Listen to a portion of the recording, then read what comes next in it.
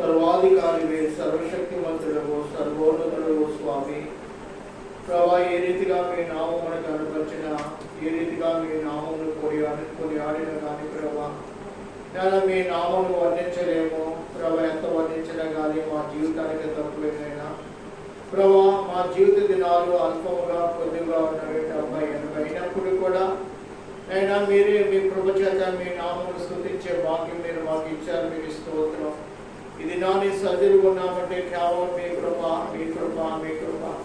మీ కృప లేకపోతే మాకు ఈ బ్రతుకు కూడా లేకపోతే స్వామి, మీ కృప మా పట్ల కనుకొచ్చి నేను ఇదిగో సజీవుల గురించి మీ యొక్క బలమైన నామమును, సజీవం గల నామమును స్తుతించే భాగ్యం మీరు మాకు ఇచ్చారు.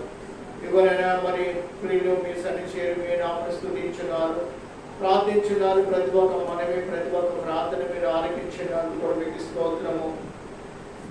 అలాగే ప్రభు, వాక్యం చేసిన ఏ మాటలనైనా మాకు కావాలి, ఆ మాటలు మాకు వినిపించి మాతో మాట్లాడమని ప్రభు, వచ్చిన బిడ్డలు బట్టి ఇక్కడ రావాల్సిన బిడ్డలు బట్టి కూడా మీకు స్తోత్రం చెల్లిస్తూ మా నాదుడు మా రక్షకుడైన యేసుక్రీస్తు ఘనమైన నామమును అడిగి వేడుకుంటున్నాము తండ్రి.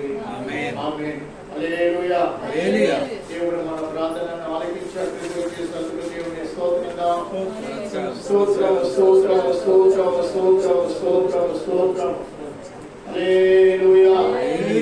ఇప్పుడు వచ్చిన మీకు అందరూ కూడా మన రక్షకుడు, మన ప్రభువైన యేసుక్రీస్తు ఘనమైన నామమును మీకు అందరికీ వందనాలండి.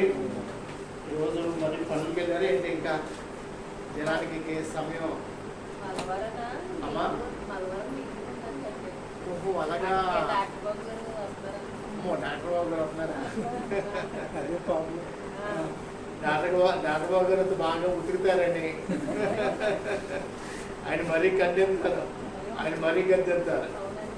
సరే, మంచిది. దేవుడికి స్తోత్రం. ఇది ఏమైనా కానీ ఎక్కడ ఇద్దరు ముగ్గురు నా నామన్నా కూడి ఉంటారు, అక్కడ ఉండాలని దేవుడు వాగ్దానం చేస్తున్నారు. మంచిది. సేవ ఎక్కడైతే జరుగుతుందో అక్కడికి వెళ్తూ ఉండాలి. ప్రతి ఆ సమయాన్ని కూడా అటువంటి సమయం అప్పుడప్పుడు మనకు జరుగుతూ ఉంటాయి. కాబట్టి దేవునికి స్తోత్రం. మన ముందు ఒక వాక్యం ఉంది. ఏముందండి? ఇంతవరకు మన అంటే సాక్ష్యం చెప్తున్నామంట. ఇంతవరకు మన ఇళ్లలో ఏదైనా మెచ్చిన ఫంక్షన్ అయినా, లేదా ఎవరైనా ప్రభుత్వం నిద్రించినలా, అయితే వివాహం కానీ ఏదైనా కానీ ఒక స్టీల్ సామాను మనకి గిఫ్ట్గా ఇస్తారు. మనం కూడా ఇస్తాం. కానీ మన ముగ్గురు వెళ్ళి దేవుని దాసులు సావులు కాదు, అలాగా దేవుడు ఎదుగుతూ తన సంతానాన్ని దేవునికి సమర్పించుకున్నారు. ఇద్దరు బిడ్డలకి వివాహాలు కాలేదు. ఇద్దరు బిడ్డలు కూడా ఈ రోజు కూడా దేవుని సేవ చేస్తున్నారు. పెద్ద కుమార్తెకి వివాహం అయింది. అయితే ఆ ముగ్గురు బిడ్డలు పెంచిన తండ్రి మొన్నే ఒక 10 రోజుల క్రితం చనిపోయారు. ఆ ముగ్గురు బిడ్డలు కూడా తన తండ్రి జ్ఞాపకార్థం కూడిన వారు ఏర్పాటు చేస్తున్నారు. వాస్తవంగా ఏదైనా స్టీల్ సామాన్యాలు ఇవ్వాలి, అవునే కదా. కానీ వారందరూ కూడా, అక్కడికి వెళ్ళిన వాళ్ళందరూ కూడా ఈ వాక్యాలు ఇచ్చున్నారు. దేవునికి స్తోత్రం కలుగాలి. మొదటిసారిగా నేను ఈ యొక్క విషయం చూసిన కనులారా చాలా సంతోషమైంది. స్టీల్ సామాన్కి విలువ లేదు, కానీ దేవుడి వాక్యము విలువైనది, జీవముతో కూడినది. దేవుడి వాక్యం మనల్ని బ్రతికింపజేసింది. అటువంటి మార్పు మనలో, మన కుటుంబాల్లో వచ్చింది గాక. ప్రతి ఒక్క సంఘాల్లో కూడా ఇటువంటి మార్పు దేవుడు దయచేయను గాక. దేవునికి స్తోత్రం కలుగా. వాస్తవంగా ముగ్గురు బిడ్డలైతే తండ్రికి తల్లికి పెద్ద కుమార్తెకి వివాహం అయింది. పెద్ద కుమార్తె బిడ్డలతో బ్రతుకుంది. కానీ తర్వాత కొడుకు, తర్వాత మళ్ళా చిన్న కూతురు. వీళ్ళకి లేదంటే 40 సంవత్సరాలు దగ్గర ఉన్నాయి. అయితే వారిద్దరు కూడా వివాహము చేసుకోలేదు. వారింతవరకు వివాహాలు అడుగాం, ఏంటి మీరు వివాహాలు చేసుకోలేదంటే, మేము దేవుడిని సమర్పించేసుకున్నాం, మా ప్రభుత్వం మాకు వివాహము అయిపోయింది, ఇంకా మాకు లోక సంబంధ వివాహం ఏ పని లేదని వారు దేవుడి కోసం బ్రతుకుతున్నారు. ప్రతి మారు కూడా నేను ఎక్కడికైనా వెళ్తూ ఉంటే, అమ్మ రండి కాస్త సంఘాన్ని అడుగు, నేను బయట సేవ ఉందని చెప్తే వారు అన్న మేము వస్తున్నామని వచ్చి వారి సంఘాన్ని అడుగుతారు సహోదరి. అయితే మగ ఆయన ఉన్నాడే, వారి అన్ని గారు, ఆయన పేరు నవాబు. అసలే మనం పిలిచినా కానీ ఎక్కడికి రాడండి. దేవుడు వెళ్ళమని చెప్తేనే జ్ఞాపకత కూడిక తండ్రిది ఏర్పాటు చేస్తారు. కానీ ఇతడు ఇంట్లో నుండి ప్రార్థన చేస్తాడు. ఎక్కడండి? ఇంట్లో నుండి ప్రార్థన చేస్తున్నాడు. సమాజం అసలు బయటకు వచ్చి ఒకరిని పలకరించడం కానీ, ఎవరు వచ్చారు ఏంటో, ఎవరు రాలేదు ఏంటో చూడటం కానీ అదేం లేదు. వాస్తవంగా అంత ప్రార్థన పరుడు అండి. భోంచేయడు, దేవుడు భోంచేయమంటే భోంచేస్తాడు. 24 గంటలు కూడా ఇంట్లోనే ఉండి ప్రార్థన చేస్తాడు. 24 గంటలు. రాత్రులు 5 సమయం పడుకుంటే మనకు తెలియదు. పగలంతా కూడా మోకాల మీద ఉంటాడు. పగలంతా మనం కూర్చునే మోకాళ్ళ కూర్చునేది. అదే ఇరువాటికి ఇలా పడుకుని 2 చేతులు ఇలా పెట్టుకుని ప్రార్థన చేస్తూ ఉంటాడు. అంత ప్రార్థన పనులండి ఆ తండ్రి పిల్లలు, ఆ తండ్రి కన్నా పిల్లలు. వాస్తవంగా అటువంటి ప్రార్థన పిల్లలు ఈ సమాజంలో ఎక్కడ కూడా మనకి కనపడదు. ఒకసారి మన ఇక్కడ కూడా పిలవాలనుకుంటున్నాం, కానీ ఆరాధన ఎక్కువ చేస్తాం. చిన్న తీసుకొచ్చామా? తినగా రాలేదు. ప్రార్థన చేయించేది తీసుకొచ్చాం. అక్కడ మార్పుల వాళ్ళు ప్రార్థన అంటే ఇంటికి కానీ కోటానికి ఎప్పుడు తీసుకురాలేదు. ఒకసారి తీసుకురావాలనుకుంటున్నాను. ఈ రేపు నుంచి లెన్స్ కదా మీకు, మళ్ళీ అక్కడికి వెళ్ళాలి కదా క్రమంగా. మీరు లెన్స్ అయిపోక ఏదో ఒక రోజుని ఆమె తీసుకొస్తాను సాక్ష్యం అంటారు. అనంతలక్ష్మి గారికి ఏంటంటే భయం. ఎందుకంటే ఆవిడ ఆరాధన చేస్తే లేదంటే గంటన్నర ఆరాధన చేస్తారు, తర్వాత వాక్యానికి వెళ్తారు. మనం 1 గంటలో ముగించండి లేదు దేవుడు నన్ను ఎంతసేపు నడిపితే అంతే నడిపిస్తారంట. దేవుడికి స్తోత్రం కలిగాక. అటువంటి వారు కూడా మన మంచి ఉండటం కూడా మనకి ఆస్వాదము. సామెతల గ్రంథం ఈ రాత్రి గారి వాక్యోపదేశమై సామెతల గ్రంథము 18వ అధ్యాయము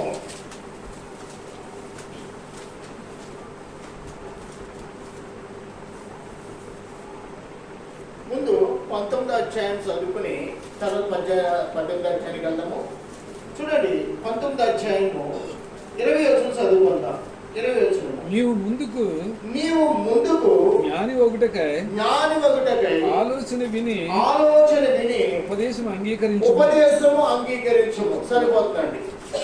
వాక్యంలో ఉన్న మాట, శ్రేష్టమైన మాట ఏంటంటే, లోకంలో ఉన్న మానవ జీవితానికి ఏది తక్కువ అంట? జ్ఞానం లేక నశించిపోతున్నారు.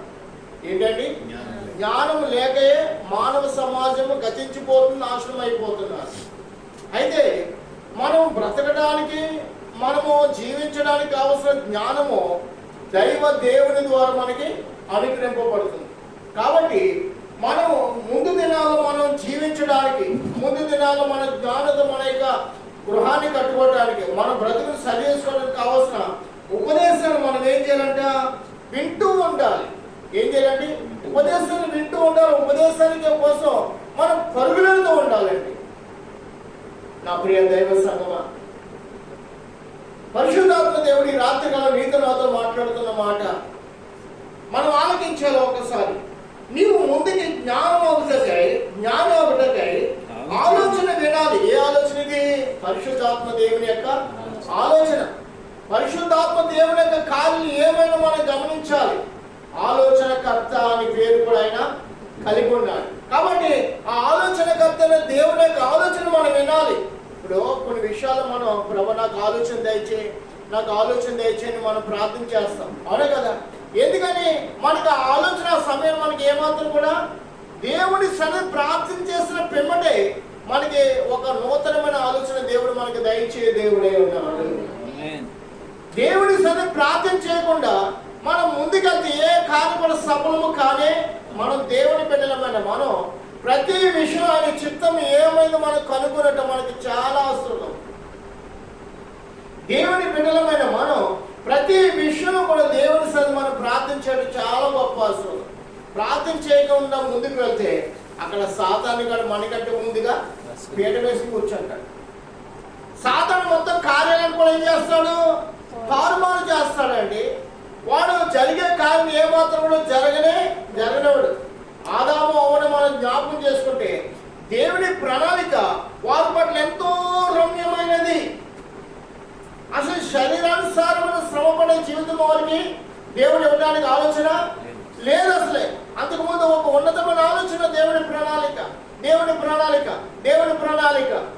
అయితే దేవుని యొక్క ఆ ప్రణాళిక ఏమైందో సాతానికి తెలుసు. కాబట్టి ఆ ప్రణాళికలోంచి మానవుల్ని వేరు చేయడానికి వాడు ఒక ఆలోచన కలిగి ఉన్నాడు. అయితే దేవునికి అసాధ్యం అనేది ఏది కూడా లేదు. తాను కలిగేసుకున్న వాడిని మళ్ళా తన యొద్దకు ఎలా నడిపించుకోవాలో అదంతా కూడా దేవునికి సమస్తం ముందుగానే ఎదుగున్న దేవుడు ఆయన నామానికి మహిమ కలుగును కాక. నేను అనుకుంటాను ఒకసారి ఆదాము అలా పాపం చేసినందుకు ప్రభు నీవు తుడిచిపెట్టేస్తుందో మాకు బ్రతుకంటూ ఉండకపోలేదు అనుకున్నా. నిజమే, దేవుడు తుడిచివేసే దేవుడు కాదు, కనికరించు దేవుడై ఉన్నాడు, మళ్ళా కరుణించు దేవుడై ఉన్నాడు, మళ్ళా క్షమించు దేవుడై ఉన్నాడు. ఏంటండి? క్షమించే గొప్ప దేవుడైన మన ప్రభు. ప్రతి విషయంలో మనం ఏ విషయంలో తప్పిపోయామో ఆ విషయంలో ప్రార్థన చేసినాడలా ప్రభు మళ్ళా తన మహాకృప చేత మనల్ని ఖండించి ఇదిగో మనం మళ్ళా ముందు మన దినాల్లో జీవించడానికి బ్రతకడానికి కావాల్సిన ఆలోచన ఉపదేశాన్ని కూడా ఆయన అనుగ్రహించే దేవుడై ఉన్నాడు. అటు దేవుడికి మహిమ కలుగును గాక. ఎందుకు ఆలోచన మనం పొందుకోవాలి, ఎందుకు ఉపదేశాన్ని అంగీకరించాలంటే మనం కలిగి ఉన్న నాలుక ఏంటండి? ఈ నాలుగులంట రెండు విధాలుగా మారిపోతుంది. ఎన్ని విధాలుగా? రెండు విధాలుగా.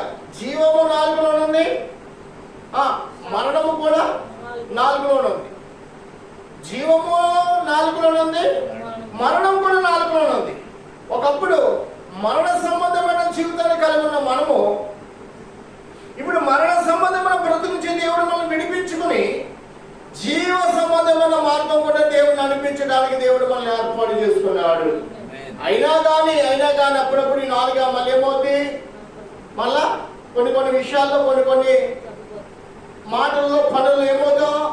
మనము తప్పిపోయిన వారిగానే ఉంటున్నాం, కానీ దేవుడు మనల్ని ఏర్పాటు చేసుకున్నాడనే ఆలోచన ఏమాత్రం కూడా రావట్లేదు. అందుకనే 18వ అధ్యాయం ముందు చదువుకుందాం అనుకున్నాను. చూడండి, 18:20 కూడా ఒకసారి చదువుకుందాం. 18:20 ఒకరి నోటి ఫలము చేత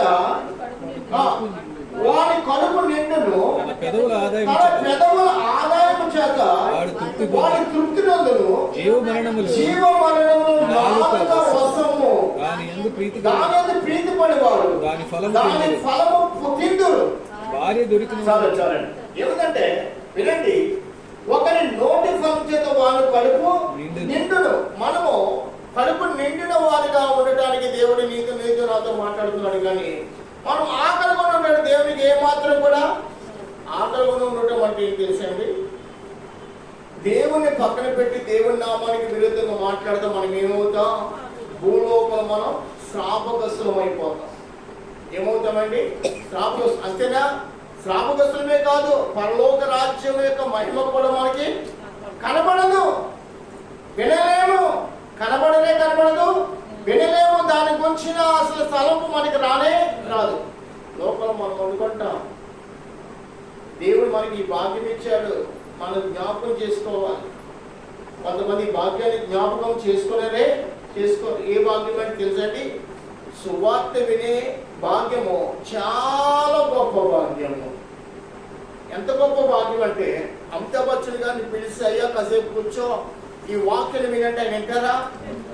అమితాబ్ బచ్చన్ గారు, ప్రధానమంత్రి గారు, ముఖ్యమంత్రులు, మంచిదండి. మన కొంతమంది ముఖ్యమంత్రులు ప్రభుని నమ్ముకుని ప్రభుత్వ చిత్తానికి లోబడి వారు ప్రభుని సేవలో వారు పాలు భాగస్తులు అవుతున్నారు. ఆదివారం ఆరాధన ముందు ఆరాధన చేసిన తర్వాత మళ్ళీ ఏదైనా పనులు చేస్తున్నారు కొంతమంది ముఖ్యమంత్రులు. మన దేశంలో కొంతమంది, పంజాబ్కు చెందిన ముఖ్యమంత్రి, మన ఆంధ్రప్రదేశ్ జగన్ గారు, అలాగే తమిళనాడుకు చెందిన ముఖ్యమంత్రి, ఇంకా కొంతమంది ఉన్నారండి, కేరళకు చెందిన ముఖ్యమంత్రి, ఇలాగ కొంతమంది ఉన్నారు. దేవునికి స్తోత్రం కలిగాక. దేశంలో కానీ ఒక ప్రధానమంత్రి ప్రభువుని నమ్ముకున్న బిడ్డ నిలబడితే ఎంత గొప్ప మార్పు వచ్చేదంటే అంత గొప్ప మార్పు వచ్చేస్తారు. దేవునికి స్తోత్రం కలగాలి. రాజ్యసభలో, శాసనసభలో, పార్లమెంట్ లో మన బిడ్డలు నిలబడుదురు గాక. దేవుని చిత్తాన్ని వారు తెలుసు కాబట్టి, దేవుని చిత్తం ఏమైందో వారు తెలుసు కాబట్టి ఆ చిత్త ప్రకారం దేశాన్ని పరిపాలిస్తారు. వినండి, ఇక్కడ ఏముందంటే తన పెదవుల ఆదాయం చేత వారు తృప్తి నొందుతారు. వారి పెదవులు అంటే మనం కష్టపడి శ్రమపడి రోజంతా మాసమంతా కష్టపడి సంవత్సరాల తరబడి కష్టపడుతున్నాం. కానీ ఏదైనా మనకి సమృద్ధి ఉందంటే ఎంత కష్టపడినా కానీ అది వేరే రీతిగా పారిపోతుంది, కానీ మనకి తెలియనే కనబడతలేదు. కానీ పరిశుద్ధ గ్రంథంలో ఉన్న మాట ఏం తెలుసండి, తమ పెదవుల ఆదాయము చేత, అంటే పెదవులతో మనం మాట్లాడే ప్రతి ఒక్క మాట మనల్ని తృప్తిపరుస్తుంది అంట. ఎలా తృప్తిపరుస్తుందండి? కీడుతో కూడిన మాట ఏది కూడా మన నోట రాదు. ప్రభుని కలుగున మనం మేలుకరమైన మాటలు ఎంత దూషించిన, ఎంత గాయపరిచిన, ప్రభువానికి స్తోత్రం, ప్రభువానికి స్తోత్రం, ప్రభువానికి స్తోత్రం అంటేనే ఉంటాం, కానీ ఒకరిని మనం శపించడం మన నోట రాదు. కాబట్టి ఈ మాట మనల్ని మేలు చేస్తుంది, ఆరోగ్యం కలుగుంటాం, నెమ్మది కలుగుంటాం, కలవరము చెందమని.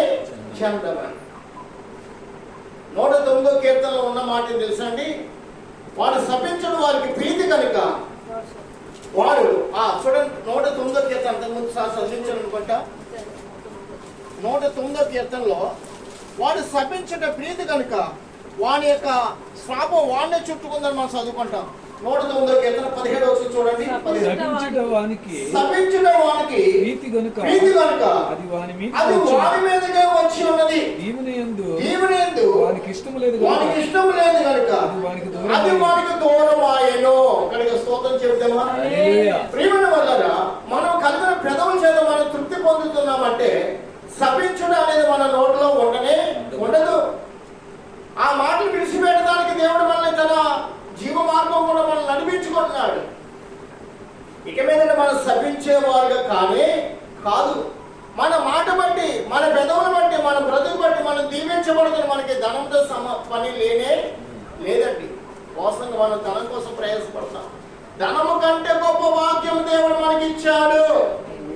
హల్లెలూయా. ఏంటంటే ధనము కంటే ఎక్కువ వాక్యం మనకి ఇచ్చాడు, ఎక్కువ భాగ్యం ఇచ్చాడు. ధనం మనం తృప్తిపరచదు, కానీ మనం కలిగిన విశ్వాసం, మనం కలిగిన ప్రార్థన మనల్ని తృప్తిపరిచేది, మనల్ని బలపరిచేది. మనము ఆనందకరమైన జీవితాన్ని కలిగి ఉంటున్నామంటే, ఎందుకంటే ఈ లోకంలో దేవుని కలిగిన వారు ఆనందాన్ని కలిగి ఉండగలరు. దేవుడు లేని వారికి ఆనందం ఏమిటో తెలియనే. వారు ఎల్లప్పుడూ శ్రమతోనే, భార్య భర్తలు ఎక్కడైనా కూర్చుని ఇలాగా ఆనందంగా వాక్యం విని కుటుంబాలు ఎక్కడైనా కనబడతాయంటే ఎక్కడ కూడా కనబడని లోకంలో ఉన్న వాళ్ళ సమాజాన్ని మనం జ్ఞాపకం చేసుకుంటే వారు సినిమాలు బట్టి ఆనందిస్తారేమో, కానీ దేవుని సహవాసం అంటే వారికి తెలియదు. దేవుని సన్నిధికి వారు రారు. ఒకవేళ వారు ధనం బట్టి పొగుడుకుంటారు, కానీ యాకోబు భక్తుడు ధనం గురించి రాసిన మాట ఏంటి తెలుసా అండి? యాకోబు పత్రికలో మనం చదువుకుంటే, యాకోబు భక్తుడు రాసిన ధనం గురించి మనం చదువుకుంటే అక్కడ శ్రేష్టమైన మాట భక్తుడు రాస్తాడు. 5వ అధ్యాయము 3వ వచనం చూడండి.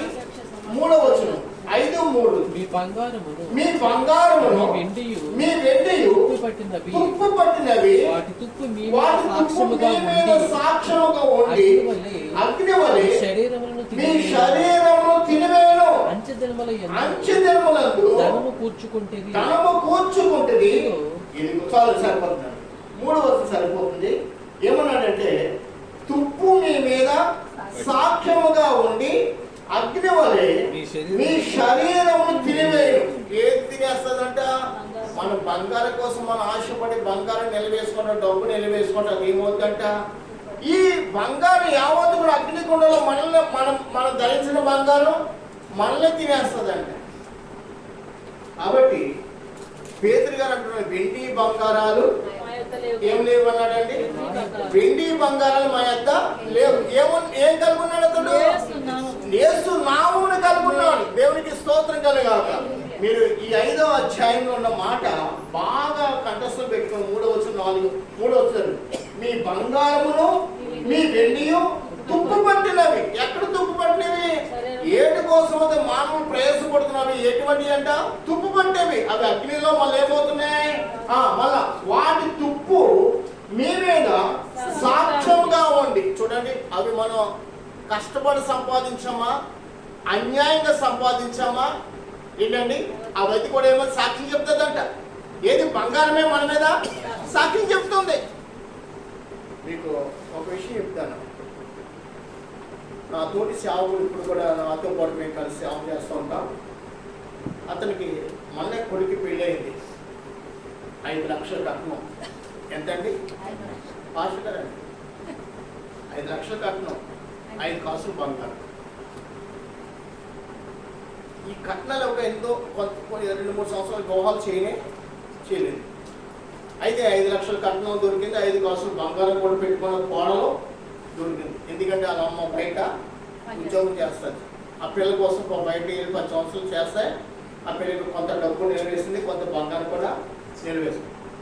అయితే ఈ పాస్టర్ గారు బంధువుల ఇంటికి పెళ్లి జరుగుతుంది. పెళ్లి అయిన కొంత సంవత్సరాల తర్వాత బంధువుల ఇంట్లో పెళ్ళి అవుతే ఈ కొడుకు కోళ్ళ కూడా వెళ్ళారు.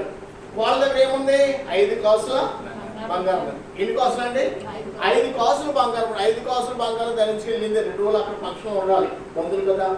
అయితే పెళ్లి రోజుని అడబెడిగా పెళ్లి రోజు ఎంతమంది వస్తారు కదా, వెళ్ళి బాత్రూమ్కి వెళ్ళి స్నానం చేసిందంటే ఎన్ని ధరించుకునే. ఎందుకంటే ఇంట్లో ఉంటే బట్టల్లో పెడితే ఎవరో ఒకరు తీస్తారని ఈమె ఏం చేసి ధరించడం బాత్రూమ్కి వెళ్ళింది. బాత్రూమ్ తీసి స్నానం చేస్తుంది.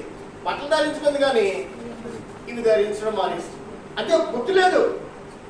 బట్టలు వేసుకొచ్చేసింది బయటికి, కానీ బంగారం ముంచి సహజంగా ఎవరు కూడా బంగారం బాతులు పట్టుకు ఎక్కడ పెట్టుకుంటారు? ఇంట్లోనే పెట్టుకుంటారు. కానీ ఇంట్లో బంధువులు ఇంట్లో ఉంది, 10 మంది అక్కడ తిరుగుతున్నారు, ఏమవుద్దు అని ఆలోచన వచ్చి అవన్నీ కూడా ఎక్కడికి వెళ్ళి పట్టుకెళ్ళింది, బాతులు పట్టుకెళ్ళి స్నానం చేసి బట్టలు వేసుకుంది. కానీ అవి మాత్రం మర్చిపోయింది.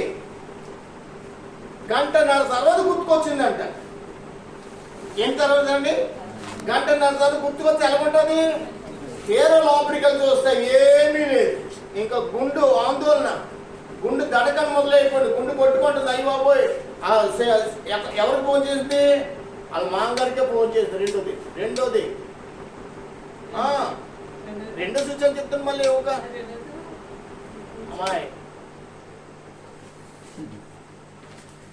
వినండి, మామగారిగా ఫోన్ చేసింది. మామగారు బంగారం లేదా? ఏం కన్ఫ్యూజ్? ఎన్ని కాసులు అండి? 5 కాసులు.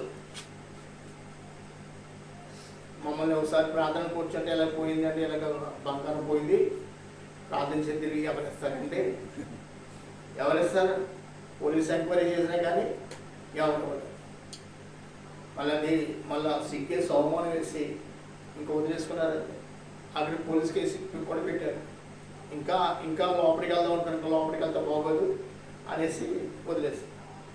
ఇప్పుడు బంగారం గురించి కూడా మనం ప్రయాసపడనే. ఏం తెలుసండి? బంగారం రేపటిదైనా మన మీద నువ్వులే సాక్ష్యం చెప్తుంది అన్నాడు. అవునే కదా? మీ పాదం దూలి, ఎవరైనా మీ మాట ఎనకపోతే మీ పాదం దూలి విడిచిపెట్టమన్నాడు. ఆ దూలే రేపటిదినానా సాక్షి. అంత మాత్రమే కాదు, యాకోబు భక్తుడు. యాకోబు ఎవరు? యేసు ప్రభు సహోదరుడు. ఎవరండి ఈయన? ఎంతమంది యాకోబులు ఉన్నారు? ఇక్కడ కొత్త నిబంధన మనం జ్ఞాపకం చేసుకుంటే 2 యాకోబులు. ఎవరు? 2 యాకోబులు. 2 యాకోబులు. మొదటి యాకోబు ఏమయ్యాడు? శిరస్సుదానం చేయబడ్డాడు. ఆ యాకోబు ఎవరు? యోహాను తర్వాత యాకోబు. పేతురు గారి తమ్ముడు కాదు. పేతురు యోహాను తర్వాత జబదయి కుమార్ల కొడుకు లేడు. ఎవరండి? అడిగింది కదా, అయ్యా నీ కుడి పక్కన ఒకడు, నా ఎడమ పక్కన ఒకడు. నిజంగా వాస్తవంగా యాకోబుని మొదట అపోస్తుల కార్యము 12వ అధ్యాయం అని ఒకసారి చదవండి. 12వ అధ్యాయము అపోస్తుల కార్యం 12వ అధ్యాయం అనుకోండి. మాట ఉంది. అపోస్తుల కార్యం 12వ అధ్యాయము చూడండి ఒకసారి. అపోస్తుల కార్యం 12వ అధ్యాయం.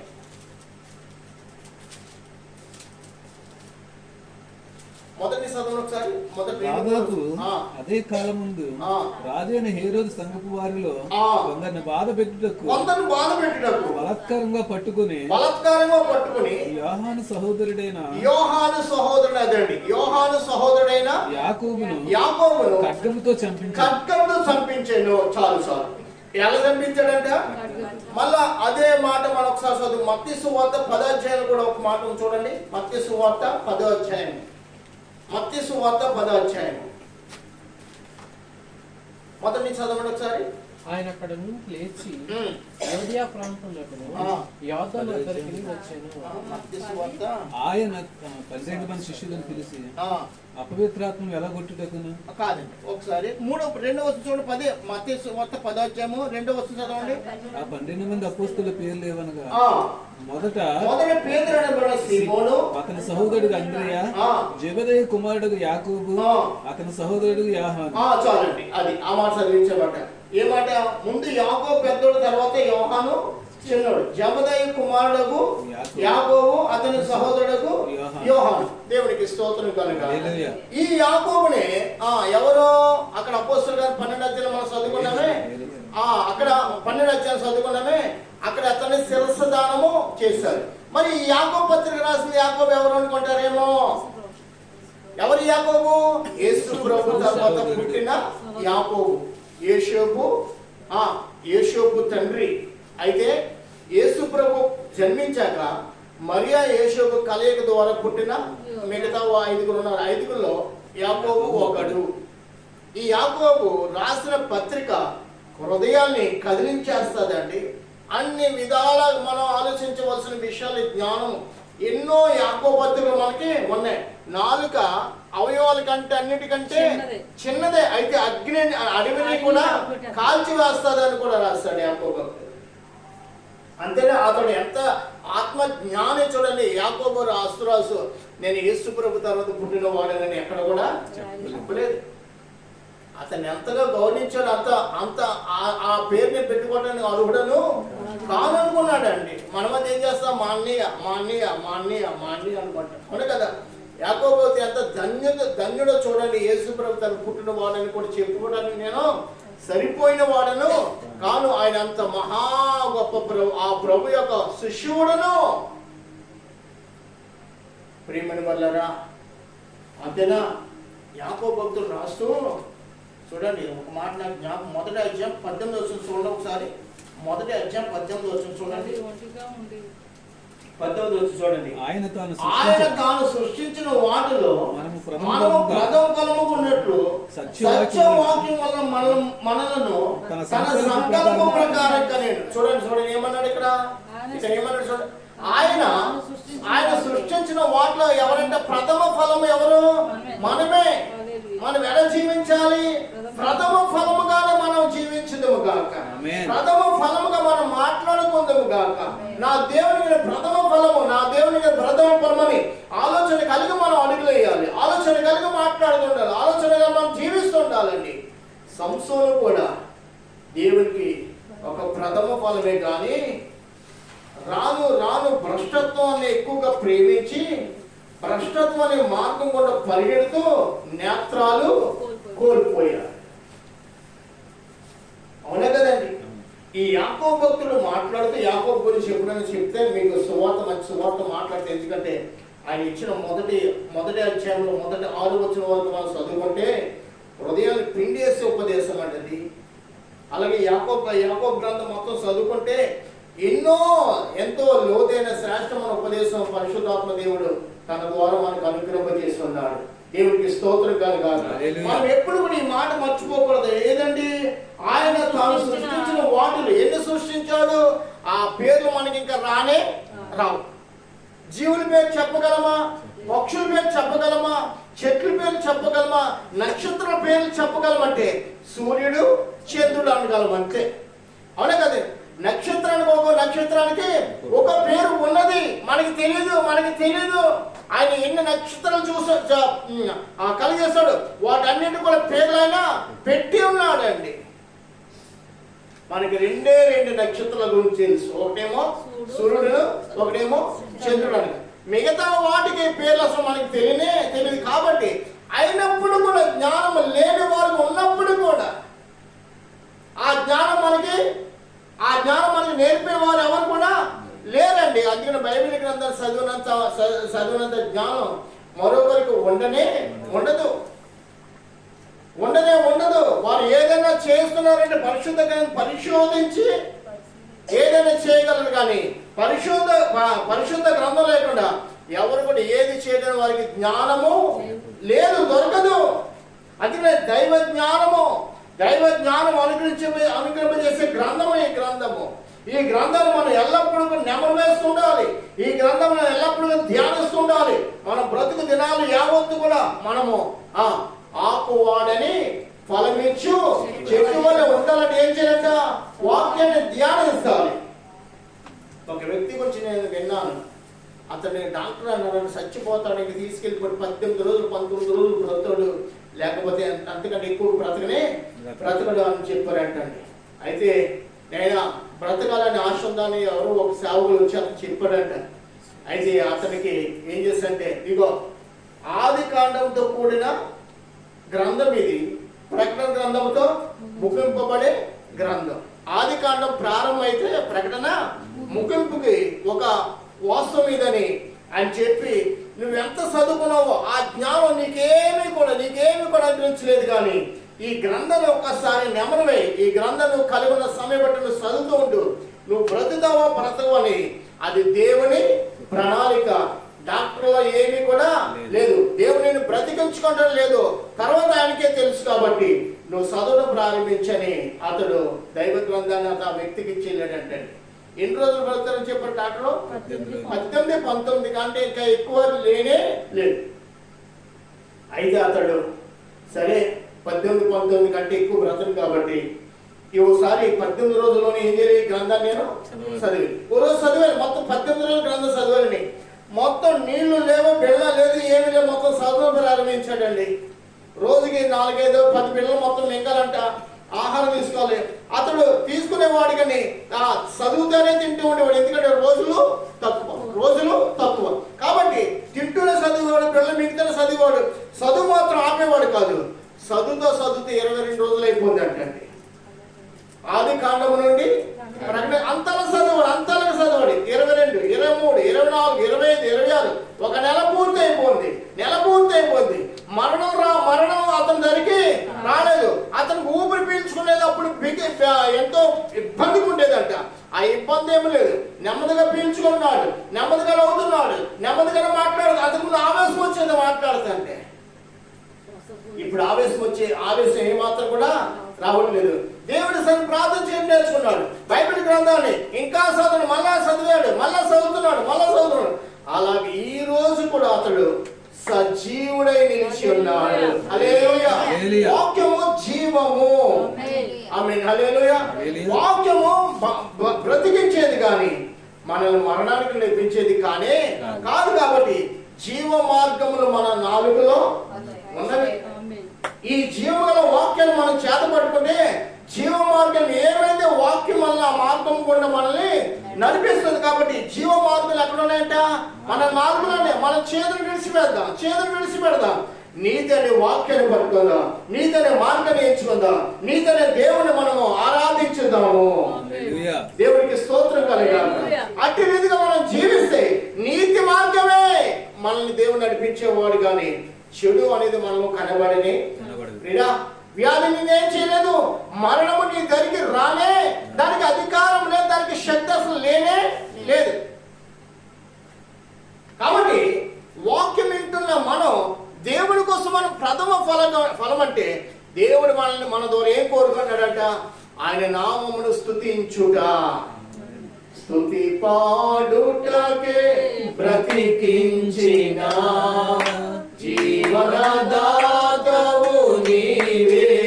ఎందుకు బ్రతికించుకున్నాడంటే ఆయన నామమును స్తుతించడమే. అబ్బా ఏముందో ఏంటి ఆ స్తుతిలో నాకు తెలియదు. కానీ ప్రభుని అంటే మన స్తుతి స్తోత్రం అంటే ప్రభు ఎంతో ఆనందిస్తాడంటే అండి. మనమేం డబ్బిస్తా ఆనందిస్తామేమో, మనమేమో బంగారం ఏదైనా మనకి కావాల్సి ఇస్తే మనం, కానీ ఆయన అవేమీ కోరట్లేదు. అందుకనే యాకోబు భక్తుడు రాస్తాడు, మీ బంగారం మీ మీద సాక్ష్యం చెబుతుంది అయ్యా, మీ బంగారం మీ మీద సాక్ష్యం చెబుతుంది. మీ బంగారం తుప్పు పట్టి మళ్ళా అది అగ్నిలో మనల్ని కాల్చి వేస్తుంది అని కూడా మాట్లాడాడండి. అందుకనే పేతురు గారు కూడా వెండి బంగారం నా యొద్ద మన దగ్గర ఏముంటారు తెలుసండి? జీవం ఇచ్చి యేసుక్రీస్తు నామమును మనకు కలిగిందువు గాక. ఆ నామం చేత పట్టుకుందువు గాక. ఆ నామమును మనం కలిగి బ్రతకాలండి, మాట్లాడాలి. నజరేయుడైన యేసుక్రీస్తు నామమున నేను బ్రతుకుచున్నాను, నేను పని ప్రారంభించాను. ప్రతి విషయంలో కూడా ఆయన నామాన్ని మనం జ్ఞాపకం చేసుకొని ముందుకు వెళ్తే అపవాది క్రియలన్నీ కూడా లయమైపోతున్నవి. యేసయ్య నామములో శక్తి ఉన్నది. హల్లెలూయా. అటువంటి శక్తి గల నామమును మనం కలిగి మనం బ్రతకాలి. అటువంటి శక్తి గల నామాన్ని మనం ప్రకటిస్తూ మాట్లాడాలండి. అందుకే పౌలు గారు కూడా అన్నాడు, నేను ఎందు నిమిత్తం పట్టబడి ఉన్నాను దానిని మాత్రము నెరవేర్చడానికి, నేను దాన్ని ప్రకటించడానికి నేను సిద్ధపడి ఉన్నానని పౌలు గారు కూడా మాట్లాడుతున్నాడు. సరే, సామెతల గ్రంథం మనం చదువుకున్న యొక్క వాక్యాన్ని మనకు మరొకసారి వెళ్దాం. 18వ అధ్యాయానికి ఒకసారి వెళ్దాం. మళ్ళా 20 వచనం ఒకసారి చదువుకుందాం. 18:20.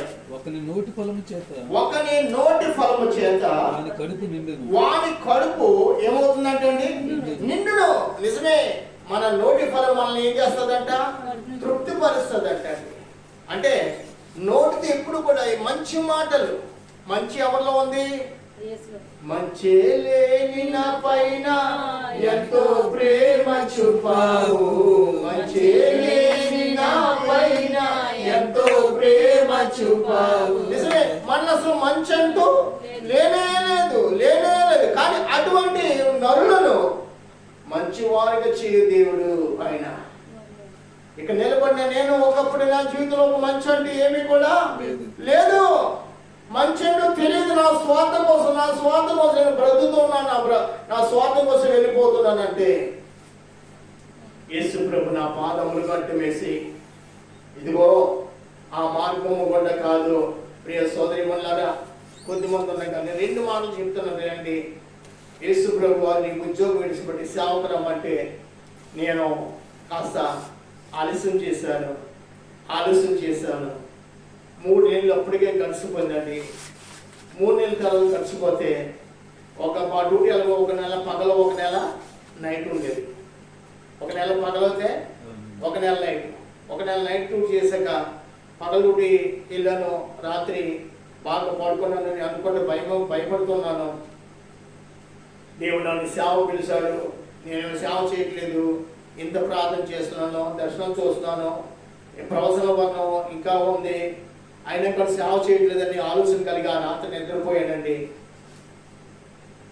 ఆ రాత్రి ఒక దర్శనం చూశాను. 2 మార్గాలు దేవుడు నాకు చూపించాడు. ఎన్ని మార్గాలండి? 2 మార్గాల్లో జీవ మార్గం ఉంది. అక్కడ పూలు, అన్ని మార్గం అంతా కూడా ఎంతో వెలుతురు, ఎంతో నెమ్మది, ఎంతో శాంతికరమైన మార్గం కూడా దోతాలను నడమంటే నేనేమో ఈ మార్గాన్ని విడిచి ఈ వేరే మార్గంలో వెళ్ళిపోతున్నాను. అక్కడ కొద్ది దూరం వెళ్ళాక తాగేసిన వాళ్ళు, ఎవరండి? తాగేసిన వాళ్ళు అందరూ కూడా వచ్చి నా మీద మోకలు చేస్తున్నారు. నేను తెల్లటి వస్త్రాలు ధరించాను. ఏ వస్త్రాలు ధరించాను? తెల్లటి వస్త్రాలు ధరించిన ఆ మార్గం వెళ్ళిపోతుంటే తాగినోడు ఏంటో ఆడు అలపోతూ వచ్చి బలుక్కుమని నా మీద కక్కివాడండి. కంపు, ఈ భుజం, ఈ మొత్తం ఈ బట్టలు కంపు. అయ్యో, తాగేసిన రోడ్డు పక్కన కక్కుతున్నా, నా మీద ఎందుకు కక్కుతున్నారని మీద కోపడి మన ముందుకు వెళ్ళిపోతే శవాలండి. రోడ్డు కలుసు బానంత లెక్క శవాలనుకునే తెలుసండి, ఇంతలో ఆవుకుపోయింది. నేను అన్నా, శవాలు కప్పెడతారు కదా, ఈ మనుషులు శవాలు ఎలా వదిలేస్తారు, ఏంటి అసలు ఏం జరిగిందని. ఈ శవ ఇలాగ అడిగి పెడితే ఏమో ఉప్పుకొని శవ మీద నా కాలు దాంట్లో పడిపోద్ది, ఆడు కంపు వల్ల నా మీద పడిపోద్ది అని ఆడి కంపులో నేను కాలు పెట్టి వస్తున్న శవం ఇలా కాలు ఎంత విడిసినా కానీ అంత అలా ఉబ్బిపోయారండి. ఎక్కడ చూసే సేవలే ఎలా తప్పించుకో నాకు తెలియదు. కానీ వీళ్ళకు కొన్ని మార్గాలు కూడా వెళ్తుంటే అంత శోధన. ఆఖరికి ఒక చెట్టు కింద కూర్చుని, బాబు నా పరిస్థితి, నా బ్రతికేంటి, నేను తలబాదుకుంటున్నాను చెట్టు కింద కూర్చుని. ఏంటి నా బ్రతికి ఎలా ఉండాలో ఆలోచించాను. కానీ వాళ్ళకి లేదు, ఇప్పుడు నా బ్రతుకులు ఎక్కడ శ్రమలు అని నిలిగిపోతుండగా ఒక చెట్టు కింద కూర్చొని ఆలోచన తోత వచ్చి అంటుంది, దేవునికి చూపించిన మార్గం గుండా నడవటం అనేసి నీ ఇష్టానుసారమైన మార్గం గుండా వెళ్ళిపోతుంది, నీ బ్రతుకు ఇలాగనే ఉంటుంది అన్నాడు. అప్పుడు సడన్గా మెలకు వచ్చిందండి. మంచం మీద ఉన్నట్టు అనిపించింది. ఆ సమయంలో పాదుకు 4 అయింది. మోకరించి ప్రభా ఇంక ఉద్యోగము వద్దు, నేనా లోక మార్గాలు నాకు వద్దు, నీ మార్గం నడిపించి ప్రభా నేను దేవుడు సమర్పించుకుంటే ఆ రోజు ఈ రోజు వరకు సేవలో దేవుడు నన్ను నడిపించుకున్నాడు. ఆయన నామానికి మహిమ కలుగును గాక. నిజమే, లోక మార్గంలో మనకి నెమ్మది లేదు. లోక మార్గంలో ఏ మాత్రం కూడా మనకి నెమ్మది దొరకనే ప్రభు మార్గాన్ని కలుగున్నప్పుడు నెమ్మదిగా జీవించగలము. ప్రభు నడిపించే దేవుడై ఉన్నాడు, సమస్తము సమకూర్చు దేవుడై ఉన్నాడు. ఏమి ఎందుకు పిలిచాడు నాకు తెలియదు, కానీ ఆయన పనిని మాత్రం తుదముట్టించాలని ఆ సువార్తను చేపట్టి పరిగెడుతున్నాను. ఆయన నామానికి మహిమ కలుగును గాక. ప్రభు నడిపించుకున్న దేవుడు, ప్రభు సహాయకుడు అయి ఉన్నాడు. ముందు నేను ఎంతవరకు సహాయం చేసిన దేవుడు గొప్ప దేవుడు. ఇక మీదడు కూడా ఆయనే మన పట్ల సహాయకుడై మనం నడిపించే దేవుడై ఉన్నాడు. మన బ్రతులు ఏమి కూడా కొదువు రానియనే అట్టి దేవుని యొక్క సేవ చేయడానికి దేవుడు నన్నే కాదు మనందరినీ కూడా దేవుడు ఏర్పాటు చేసుకున్నాడు. ఆయన నామానికి మహిమ కలుగును గాక. కాబట్టి భక్తుడు అంటాడు, నా ప్రాణమా యెహోవాను సన్నిధించుము, నా అంతరంగ సమస్తమా ఆయన పరిశుద్ధ నామమును సన్నిధించుము. లోకంలో ఇంకా మనకి మనకు ఉండకూడదు. ఎందుకంటే బంగారాలు డబ్బులు అవన్నీ కూడా సమకూర్చునే కాదు, మనకి శాంతిని ఇవ్వదు. మనకి తినడానికి మొత్తం తక్కువ కానేడు, వస్త్రాలు ధరించుకునే వస్త్రాలు తక్కువ కానేడు. సర్వ సమృద్ధి ఇచ్చి మనం చేస్తున్న చిన్న పనేది కానీ మన రెక్కల కష్టాల జీతంలో ఆశ్రయించేవాడు ఆయనే. అయితే నీతి మాటలు అంటండి, ఏ మాటలండి? మనం పలికే నీతి మాటలు బట్టి మన పెదవులకు మన జీవితానికి తృప్తి కలుగుతుంది. అదేంటంటే ఇవ్వన్నాడు, యెహోవా ఇచ్చాను, యెహోవా ఇచ్చేసి అక్కడ కూడా ఏ మాట మాట్లాడాడు? నీతి మాట. కానీ దేవునికి విరోధం అన్న ఒక్క మాట కూడా రాలేదు. కాబట్టి దేవుడు అతన్ని ఎలాగంటండి రెండింతలుగా దేవుడు దీవించాడు. ఆయన నామానికి మహిమ కలుగాక. రెండింతల ఆశీర్వాదాలు కలిగి వదిలాడండి.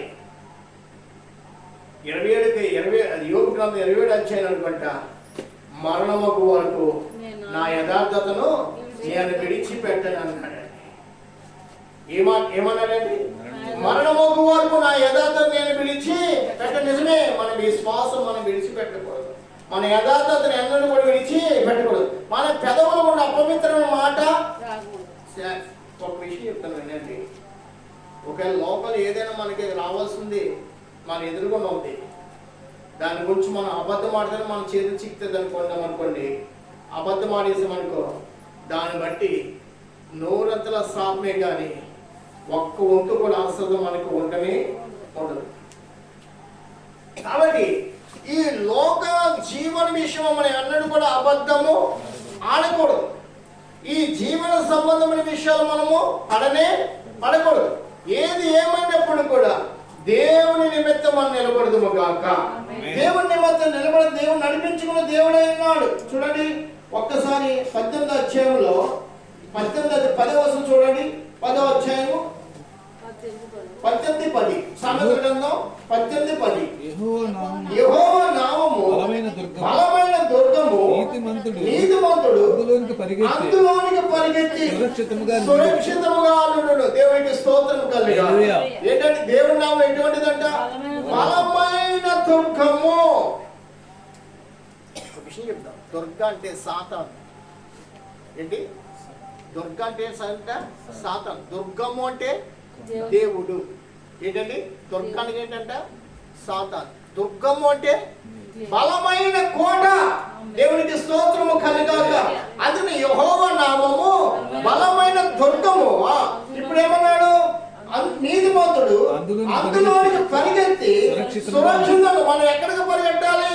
యెహోవా నామమున పరిగెడుతూ ఆయన యొద్దకు మనం చేరాలి. మోషేతో అంటున్నాడు, యెహోవాను వాడను ఉన్నవాడనై ఉన్నానన్నాడు. నిజమే, యెహోవా నామం ఎటువంటి నామం అంట? బలమైన దుర్గమైన ఉన్నవాడు. ఆయన ఎద్దకు మనం ఏం చేయాలి? పరిగెడుతూ ఉండాలి. కానీ లోక విషయంలో కోసం మనం ఎన్నడూ కూడా పరిగెట్టకూడదు. నీతిమంతుడు అందులో పరిగెత్తి ఎలా ఉంటాడంట? సురక్షితంగా ఉంటాడు. ఒక్కసారి 11 చూడండి. ధనవంతునికి వాని ఆస్తి ఆశ్రయ పట్టణము, వాని దృష్టికి అది ఎత్తైన ప్రకారము. ధనవంతుడు అంటే ఆస్తి బట్టి మాట్లాడతాడు. మనం దేని బట్టి మాట్లాడాలి? మన ఆస్తి ఎవరు? మన ఆస్తి మన దేవుడే, మన ప్రభువే. హల్లెలూయా. ఆస్తి కాదు, జీవము కూడా ఆయన మనకి అనుగ్రహించే దేవుడే ఉన్నాడు. 18 రోజులు 19 రోజులు బ్రతుకుతాడో సత్తాడో తెలియని వ్యక్తికి సావుడు ఏం చేస్తాడు? దయచేసి ఒక గ్రంథాన్ని ఇచ్చాడండి. ఆయన దయ చూపకపోతే అతనికి మరణము శీఘ్రమే. అవే కదండి. అందులో ఉపదేశం ముందుకి ఏ మాట అన్నాడు? మనం చదువుకున్న మాట, నీవు ముందుకి జ్ఞానం ఒకటకు ఆలోచన విని 19:20 ఆలోచన విని ఉపదేశము అంగీకరించాలి. అతడు ఎప్పుడైతే ఈ వాక్యాన్ని పట్టుకున్నాడు, సావుడు దయ చూపి. చూడండి, ఈ రోజు ఇది ఎంత? 300 రూపాయలు. ఏది? బైబిల్ గ్రంథం. 300 రూపాయలకి ఏదైనా వస్తుందంటే ఏది రాదండి. అవునే కదండి. ఏదో కేజీ కూరగాయలు ఏమైనా వస్తున్నాయి అనుకో, పిల్లల పుస్తకాలు కొనాలంటే, బ్యాగ్ కొనాలంటే బ్యాగ్ ఈ మధ్య 2000 రూపాయలు తక్కువ లేనే లేదు. ఒక అగ్రత నెగ్గించుకో. ఆ రీతిగా మానవ జీవితం ఆ విధంగా ఉంటుంది. కానీ పరిశుద్ధ గ్రంథం చదువుతూ మొన్నే 21 రోజుల ఉపవాస కూడుకులో నలుగురు మా సంఘంలో ఉదయకాలం పూట సాయంత్రం పూట కూడా హాజరైన వారు 4 బిడ్డలు ఉన్నారు. ఆ 4 కూడా బైబిల్ గ్రంథాలు కొని ఇవ్వడం జరిగింది. ఒక్కొక్క బైబిల్ గ్రంథం 300 రూపాయలండి. పెద్ద రేట్ ఏమి కూడా కానీ కాదు. ఆ 4 పగలగొట్టడానికి రాత్రి కొట్టడానికి క్రమంగా సంఘంలో వచ్చిన వాళ్ళు 4 ఉంటే ఆ 4 కూడా బైబిల్ గ్రంథాలు ఇచ్చి, ఎందుకంటే బలపరచాలి కదా. మళ్ళీ వచ్చే సంవత్సరము ఇంకొక 4 క్రమంగా వస్తారు. ఎందుకంటే బైబిల్ గ్రంథాలు పాస్టర్ గారు ఇచ్చారనే ఉద్దేశం. వారిని ప్రోత్సాహపరచకపోతే మరొకరు లేవాలంటే ఏం చేయాలి?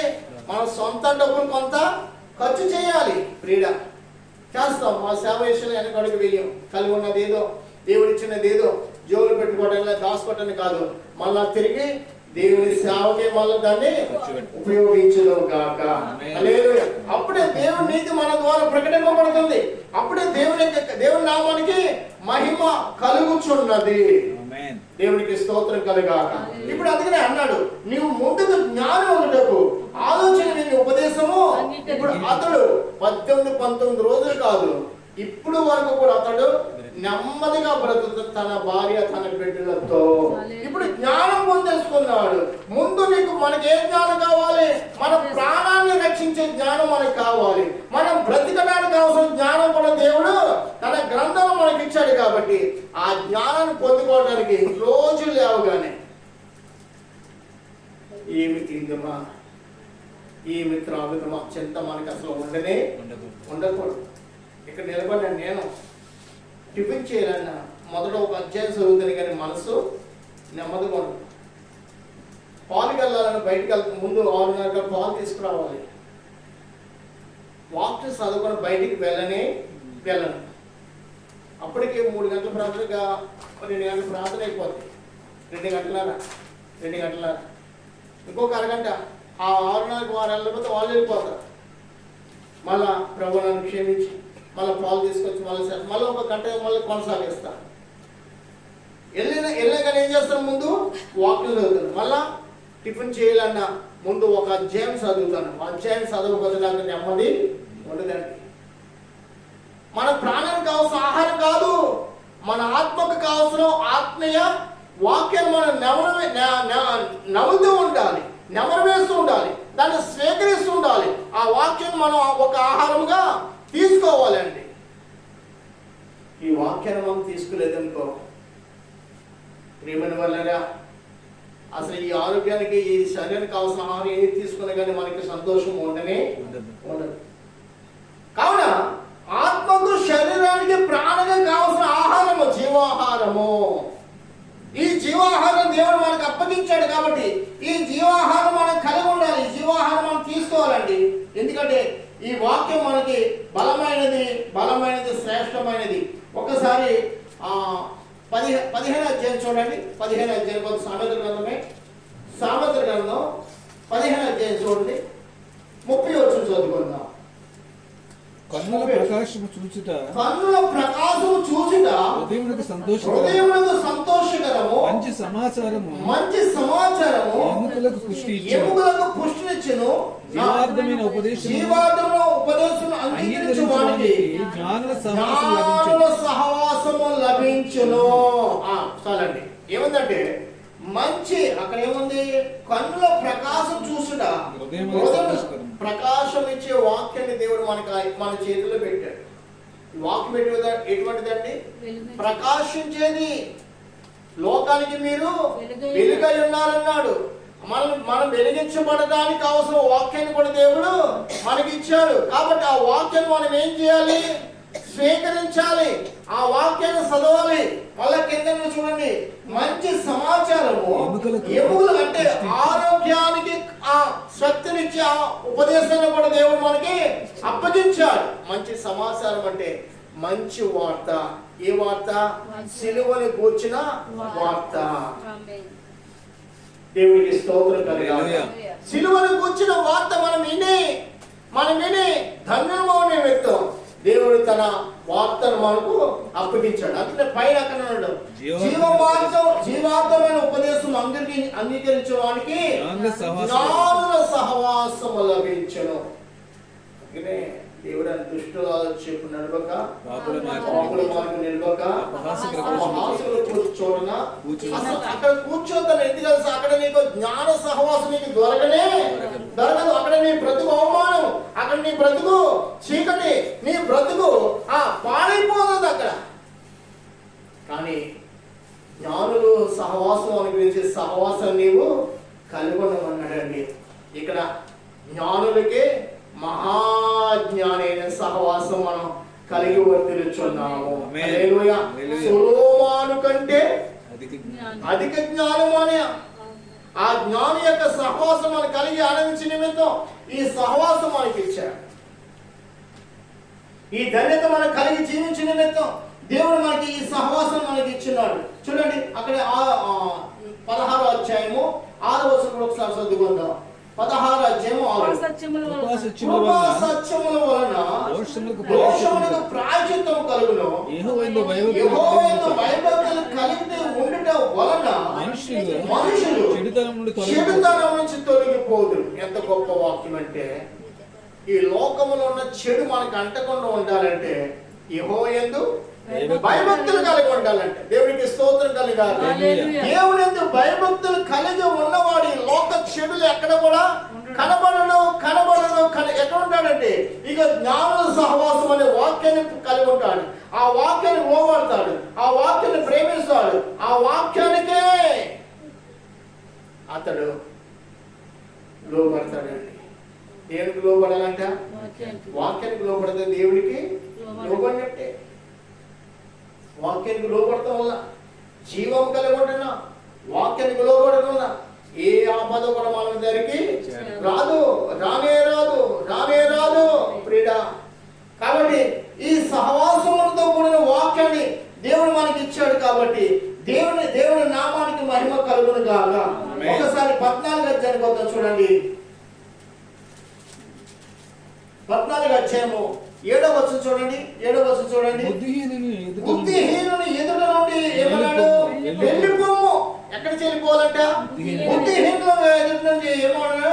వెళ్ళిపోము. జ్ఞానవచనము అని ఎదురుగా వాని యందు కనబడవు కావా. దేవుడికి స్తోత్రం. కనబడతాయంటే ఆ బుద్ధిహీను ఎదుట నోట్లోంచి వచ్చే మాట ఒక్కటి కూడా జ్ఞానముతో కూడిన జ్ఞాన వచనముతో కూడిన మాట ఒక్కటి కూడా రానే రాదు. మళ్ళా పైన చూడండి, పైన తమ ప్రవర్తన బట్టి 14:8 తమ ప్రవర్తన బట్టి తన ప్రవర్తనను కనిపెట్టుండుట జ్ఞానములకు లక్షణము. ఏంటండి? తమ ప్రవర్తన. మన ప్రవర్తన మనం ఏం చేసుకోవాలి? ఒకప్పుడు తల్లిదండ్రులు మనం ఏం చేశారు? చెయ్యి పట్టి నడిపించి మంచి మంచి మాటలు, మంచి మంచి పనులు చేయడానికి వారు మనల్ని సిద్ధపాటు చేశారు. ఒకప్పుడు ఏదైనా చెడు చేసిన తండ్రి ఏం చేసేవాడు? కర్ర తీసుకుని కొట్టి ఉతికి పాడేసేవాడు. కానీ ఈ వయసులో కూడా మనం అలా తప్పిపోతాం. మనం కొట్టే తండ్రి ఉన్నాడంటే తండ్రి ఇప్పుడు కొట్టనే పట్టలేదు. అయితే వాక్యము అంతకంటే రెట్టింపు మనం శిక్షించి సరిచేసేదై ఉంది. దేవునికి స్తోత్రం. జ్ఞానం ఇస్తుంది, లోపల మనసు ఇచ్చింది. దేవుని యొక్క మాట మీదని నువ్వు బుద్ధిహీనంగా ఉండకూడదు. బుద్ధిహీన నోట జ్ఞానముతో కూడిన వచనాలు ఏమి కూడా రావు కాబట్టి వాడిని చేయమవ్వాలి, దూరం వెళ్ళిపోమని చెప్తే మాత్రమే కాకుండా ఎందుకు వచ్చినాడు తమ ప్రవర్తన కనిపెట్టి ఉండుట జ్ఞానములకు లక్షణము. ఆమె దేవునికి స్తోత్రం కలగాలి. ఇప్పుడు యోసేపును మనం జ్ఞాపకం చేసుకుందాం. ఎవరినండి? ఐగుప్తు అంటే ఆ లోపల ఉన్న స్త్రీ ఏమని తెలుసా? ఇగో నా భర్త ఇంట్లో లేడు, నీకు నాకు అడ్డొచ్చేవారు కూడా లేడు. ఇప్పుడు ఇక్కడ ఈ రూమ్ లో మళ్ళా లోపలికి ఎవరు వస్తాడని కూడా లేనే లేదు. కాబట్టి నీవు నేను ఎన్ని దినాలు ఎంతలా కలిసి ఉన్నామన్నా కలిసి నువ్వు ఒప్పుకుంటే సరే దా అని పిలుస్తుంది. కానీ వివేకము కలిగిన ఈ వ్యక్తి, జ్ఞానంతో కూడిన వ్యక్తి పాపానికి ఏ మాత్రం కూడా చోటు ఇవ్వలేదు. హల్లెలూయా. పాపానికి అసలే ఆలోచించలేదు. పిలుస్తుంది కదా లోబడలేదు, పిలుస్తుంది కదా వెళ్ళిపోదాం అనుకోలేదు. అతడు ఒకవేళ వెళ్ళిపోతే పరిశుద్ధ గ్రంథంలో అతని పేరు అతడు పాపిగానే మిగిలిపోతుందండి. అతడు వివేకము కలిగిన వాడు. అందుకనే ఫరో అంటున్నాడు, ఇటువంటి వివేకము కలిగిన వాడు మా జనులు ఒక్కడు కూడా లేడు. ఆదికాండం 40 అధ్యాయములో అనుకుంటే మాట చూడండి. ఆదికాండం 40 అధ్యాయంలో నీలాంటి వివేకము గల దేవుని ఆత్మ కలిగిన ఒక్కడు కూడా మా జనులు లేడు అంటున్నాడు. 40 అధ్యాయానికి ఒకసారి చూడండి. మాట ఎంత శ్రేష్టమైన మాట అంటే,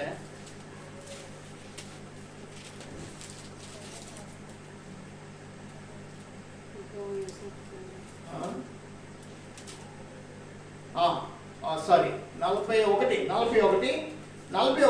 17:37 నుంచి చూడండి. 37 నుంచి 37 వచ్చిన ఆ మాట ఫరో దృష్టికి అతని సమస్త సాగు దృష్టిని యుక్తమైన కనుక అతడు తన సాగు చూసి ఇతని వల్ల దేవుని ఆత్మ గల మనసుని కనుగొనగలమా అని అడిగాడు. మరియు దేవుడు ఇదంతయు నీకు తెలియవలసిన కనుక నీవల వివేక జ్ఞానములు గలవారు. ఏం పేరు కలుగున్నాడు యేసోపు? వివేక జ్ఞానములు గలవారు. అక్కడ సామెతల గ్రంథంలో అదే మనం నేర్చుకున్నాం కదా. మనకి వాక్యము ఈ వచనం ఏం చెప్తుంది? వివేక జ్ఞానముల గురించి మార్గాన్ని మనకు కనబరుస్తుంది. కాబట్టి వివేక జ్ఞానములు గల మార్గాన్ని ఎవరు కలుగున్నారు? యోసేపు కలుగున్నాడండి. కాబట్టి ఫరో ఎదుట ఎలా కనబడుతున్నాడు? మొదటేమో దేవుని ఆత్మను కలిగి ఉన్న వాడుగా ఉన్నాడు. ఆమేన్, హల్లెలూయా. మొదట ఎలా ఉన్నాడంట? దేవుని ఆత్మ కలిగిన వాడు. అతను ఆ జనులు ఎవరు కూడా అటువంటి వాడు లేనే లేడు. ఎంత విడ్డూరమో చూడండి. ఒక్కడు ఆ దేశంలో ప్రాంతం దేవుడి ఆత్మ కలిగిన వాడు లేనే. జ్ఞానముతో కూడిన మాటలు కానీ, జ్ఞానాన్ని శోధించే మాటలు కానీ లేవు. ఫరో చూసిన కళకు భావం చెప్పేవారు కూడా లేనే లేదు. దేశం పాడైపోకుండా దేవుడు ముందట ఫరోని హెచ్చరిక చేస్తాడు. ఫరో కూడా జ్ఞానము లేదండి. యోసేపు ఆ కలభావం చెప్తేనే కానీ ఫరో కూడా. అందులో ఫరో అంటున్నాడు, మీలాంటి దేవుడి ఆత్మ గలవాడు, మళ్ళీ వివేక జ్ఞానములు గలవాడు మాలో ఎవరు లేరని చెప్పి ఏమన్నాడంటే, నీవు నా ఇంటికి అధికారమైన వలను నా ప్రజలకు నీకు విధేయులందరూ సింహాసనం మాత్రమే నేను నీకంటే ఉందని దేవునికి స్తోత్రం కలగాలి. ప్రేమని వలన ఈ వాక్యాన్ని మనం పట్టుకుంటే మనకి జ్ఞానాన్ని బుద్ధిని తెలివిని ఉపాయమును రాబో దినాలకు మనకి మంచి జ్ఞానమును కూడా కలిగజేసేది దేవుడిచ్చిన దైవ గ్రంథము. హల్లెలూయా. కాబట్టి దైవ గ్రంథం మనం కలిగి ఉంటే రాబో దినాల్లో మనం భయపడవలసిన పని లేదు. అక్కడ యోసేపు చెప్పిన కలభావం చెప్పి చూడండి. 7 సంవత్సరాలు పంట సమృద్ధిగా పండుతుంది. ఏంటండి? 7 సంవత్సరాల పంట. ఆ తర్వాత 7 సంవత్సరాల పంట అనేది ఎక్కడ కూడా ఐగుప్తులో కనబడదు అని ఎంత జ్ఞానంతో మాట్లాడాడు. అయితే కరువు కాలం తన కుటుంబాన్ని కూడా ఐగుప్తు దేశానికి పిలుచుకుని గోషేను అనే ప్రాంతంలో వారిని ఏర్పాటు చేసుకుని ఆ ప్రజల్ని కూడా పోషించుకున్నారు. ఎందుకంటే రాబో దినాల కోసం ఇతడు దైవ జ్ఞానము కలిగి ఉపదేశాన్ని ఏ ఉపదేశాన్ని ఆలకించాడంట? దైవ ఉపదేశాన్ని ఆలకించాడండి. మనము కూడా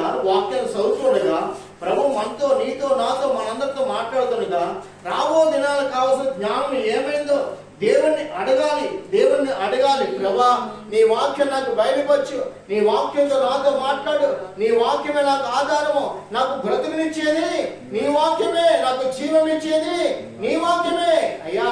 అటు వాక్యానికి నేను లోబడే మనసు నాకు దయచేయనైనా, నా హృదయాన్ని కఠినపరచవద్దని ప్రార్థన చేస్తూ ఉండాలి. చాలా మంది వాక్యం మీద మనస్సు ఉంచరు. వాక్యాన్ని ఎవరైనా బోధించేవారు ఉన్నా లేకపోయినా కానీ వాక్యం రోజు కూడా చదువుతుంటే పరిశుద్ధాత్మ దేవుడే మనకి వాక్యాన్ని బోధిస్తారు. దేవుడికి స్తోత్రం కలగాలి. మనుషులు తమ నడవడి బట్టు, తమ ప్రవర్తన బట్టు వాక్యాన్ని దాసి పై మాటలు చెప్పుకుని వెళ్తారేమో. తమ ప్రవర్తన చెడు లేని వాడంట దేవుని వాక్యాన్ని ఉన్నట్టుగానే బోధించగలడు. దేవుడికి స్తోత్రం. ఎందుకంటే సంఘాన్ని స్థిరపరిచేది ఎవరు తెలుసా? హృదయంలో కపటము లేని వారు మాత్రమే. సేవగా చేసేది ఎవరు తెలుసా? ఈ లోక సంబంధి ఏ మూల పాటల్లో కనబడిన వారు మాత్రమే సేవగా చేసి ఉన్నది ఉన్నట్లుగా మాట్లాడు. నువ్వు ఇచ్చావని కాదు, ఇవ్వలేదని కానే కాదు. అవసరంగా ఒక అద్భుత విషయం చెప్తున్నాను. మా సంఘంలో ఒక సహోదరు ఉంది. తన భర్త త్రాగుబోతు, అసలు ఏమి ఇవ్వలేని స్థితి అండి. ఏదైనా కోటాలు, ఏదైనా క్రిస్మస్ పని నేను ఇప్పుడు ఎవరిచ్చినా కానీ పనులు తెచ్చారు చెప్పుకునే దానికన్నా ఏదో ఒకసారి చెప్తాను. ఇవ్వలేదని వారి పేర్లు ఇప్పుడు కూడా చదవను. అసలు ఇవ్వలేదు, ఒక్కసారి చెప్తాను ఇవ్వండి అని. ఇంకా రెండు విషయాలైన మా జోలికి వెళ్ళను. అయితే ఆమె పిల్లలకి ఇద్దరు కూడా మన డబ్బులు వస్తే, అమ్మఒడి వస్తే అనుకోకుండా 5,000 చేతులు పెట్టేసిందండి. ఎందుకమ్మా ఇంత డబ్బులా? నీ అవసరానికి చాలా నీ భర్త ఏమి కూడా, నీ భర్త వాళ్ళు నీకు ఏం లాభం లేదు, బిడ్డల పేరు వేసుకో కలిసి అని లేదు అని ఇచ్చేసింది. సరే, మొన్న 70,000 పునాదుల బిల్లు అని 70,000 పడింది అంట. ఎంత అండి? అసలు దర్శన భాగాలు అంత ఇవ్వాలి 7,000. ఆవిడ 3 సంవత్సరాల పాపం ఏమి మనకి ఇచ్చింది ఏం లేదు, ఎప్పుడు కూడా ఇవ్వలేదని ఎప్పుడు అడుగుతున్నాం. 10,000 రూపాయలు పట్టుకొచ్చి, అనంతలక్ష్మి గారు 10,000 రూపాయలు పట్టుకొచ్చి, అన్ని గారు సంఘానికి కిటికీలు లేవు కాబట్టి కిటికీలకి 10,000 రూపాయలు తీసుకొని నా పేరు కానీ ఎవరికి చెప్పదు. ఎందుకంటే మా ఆయన మళ్ళీ ఇంటికి వచ్చి మీ మీద గొడవ ఇవ్వలేదని ఎప్పుడు కూడా ఎవరిని కూడా అడగనే అనకూడదు. ఇవ్వలేదని మన ముఖం సేవకుని ముఖం మారకూడదు. ఎలా ఉండాలి? ప్రేమ కలిగిన వారిగానే మనం ఉందాము గాక. ప్రేమ కలిగిన వారిగానే మనం మాట్లాడాలి. కానీ ఒకరిని ఒక రీతిగా మనం గద్దించమనుకో వారి హృదయాలు ప్రభువులు స్థిరపడమండి. దేవుడు ఎవరిని హెచ్చిస్తాడో ఆయనకే తెలుసు, కానీ మనకి తెలియదు. రాను వారి కుటుంబ జీవితాన్ని దేవుడు హెచ్చించు దేవుడై ఉన్నాడు. ప్రేమని వల్ల డబ్బు గురించి కాదు, దేవుని ప్రేమ గొప్పదని మనసు వార్త ప్రకటిస్తే మిగతా కార్యాలను కూడా దేవుడే జరిగించుకునే దేవుడై ఉన్నాడు. హల్లెలూయా. అటు దేవునికి మనం నమ్మకంగా ఉండాలి. అందుకనే ఇక్కడ మొదటి మాట మనం చదువుకుని మనం ముందుకెళ్దామండి. టైం చూసి మనం ముందుకెళ్దాం. ఒక్కసారి 9:40 అయిపోయిందా? సరే, ఒక్కసారి మళ్ళా 18వ అధ్యాయం 21 చదువుకుందామండి. 18వ అధ్యాయం 21. జీవం మరణములు నాలుక వశము, దాని యొక్క ప్రీతిపడేవారు దాని ఫలము తిందురు. వినండి, మన నాలుక ఎలాగైనా మాట్లాడతారు. కొన్ని మాటలు మనం మాట్లాడచ్చు, కొన్ని మాటలు మనం నెమ్మదిగా ఉన్నవాడంట ఎప్పుడు నెమ్మదికరమైన జీవితాన్ని కలిగి ఉంటాడంట. వీధులంట అరుస్తూ క్యాబినేస్ వాడికి వాళ్ళ ప్రతి ఏదో నెమ్మది ఉందంటే నెమ్మది లేనే లేదు. కాబట్టి దేవుడు మనకు నాలుక పెట్టాడు. ఏం పెట్టాడండి? ఈ నాలుక జీవం గురించి మాటే మాట్లాడును గాక. ఆమేన్, హల్లెలూయా. ఏ మాట అంట? జీవన గురించిన మాటే మనం మాట్లాడాలి. జీవన గురించిన మాటే ఎవరైనా మనం కీడు చేసినా దేవుడు చూస్తున్నాడు, దేవుడికి తెలుసు అది అనే మాట మన నోటంటూ వస్తే కీడు మేలుగా మార్చు దేవుడై ఉన్నాడు. మేలుగా మార్చు దేవుడై ఉన్నాడు. మనము వారి కీడు చేస్తున్న తెలిసి మనం వారి మీదకి వెళ్ళామనుకో, కీడు కీడుగానే ఉంటుందండి. కాబట్టి మేలుతో కూడిన మాట మన నోటంట పలికితే మనకి మేలే ప్రాప్తించింది. మేలుకరమైన ఫలాలు మనం కలిగి భూలోకంలో వర్ధిల్తామండి. కాబట్టి దేవుడు మనకు వాక్యం ఇచ్చింది మన నాలుకకు. ఆ నాలుగును మార్చుకోవడానికి కానీ, నాలుగును మడత పెట్టి మాట్లాడటానికి కానీ కాదు. ఈ వాక్యాన్ని పక్కన పెట్టి మాట్లాడటానికి కాదు. ఈ వాక్యానికి పాలన కలిగి వాక్యముతోనూ మాట్లాడాలి. దేవునికి అసాధ్యం అనేది ఏది కూడా లేదు. దేవునికి అసాధ్యం అనేది ఏది లేదు. కీర్తన 11 అధ్యాయం మాట చదివి ముగించేస్తాను. కీర్తన గ్రంథం 11 అధ్యాయం ఒకసారి వెళ్దాం. పునాదులు పాడైపోగా నీతిమంతులు ఏమి చేయగలరన్న మాట. కీర్తన గ్రంథం 11 అధ్యాయం. పునాదులు పాడైపోగా నీతిమంతులు ఏమి చేయగలరు? యెహోవా తన పరిశుద్ధ తన పరిశుద్ధ ఆలయంలో ఉన్నాడు. యెహోవా సింహాసనం ఆకాశమందున్నది. ఆయన కన్నులారా చూచుచున్నాడు.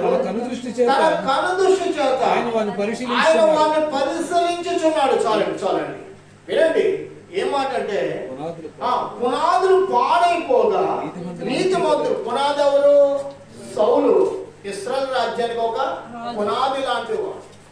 మొదటి రాజు ఎవరు? సౌలే అండి. సౌలు ఇప్పుడు ఇశ్రాయేలు సామ్రాజ్యానికి మొదట పునాది, మొదటి తల ఎవరు? సౌలే. అది సౌలేమైపోయాడు? పాడైపోయాడండి.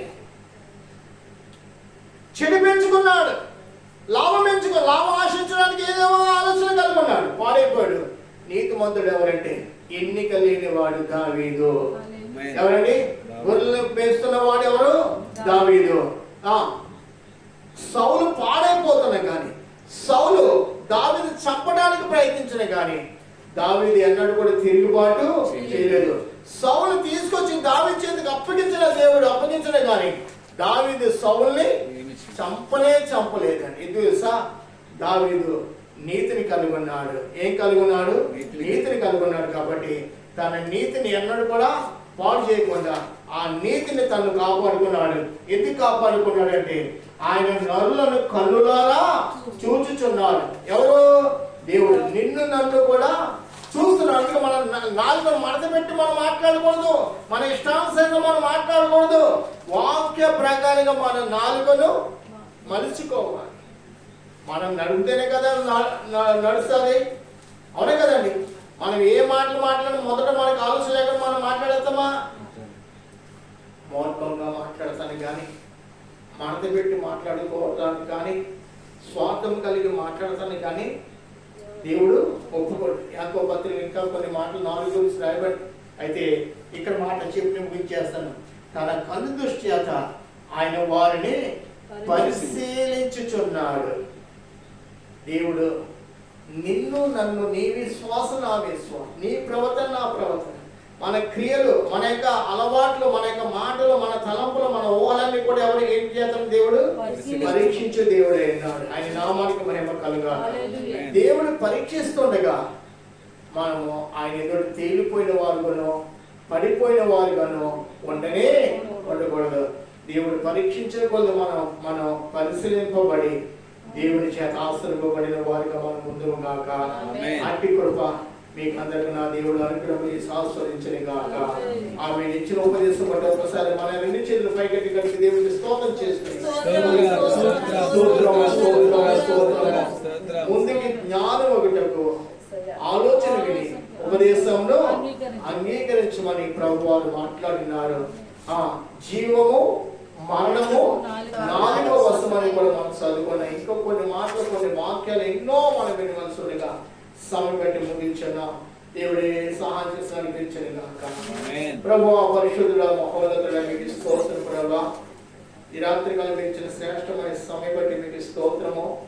ప్రభు విశేషమైన కొన్ని లేఖనాలు చదువుకోవడానికి కృపనిచ్చాం.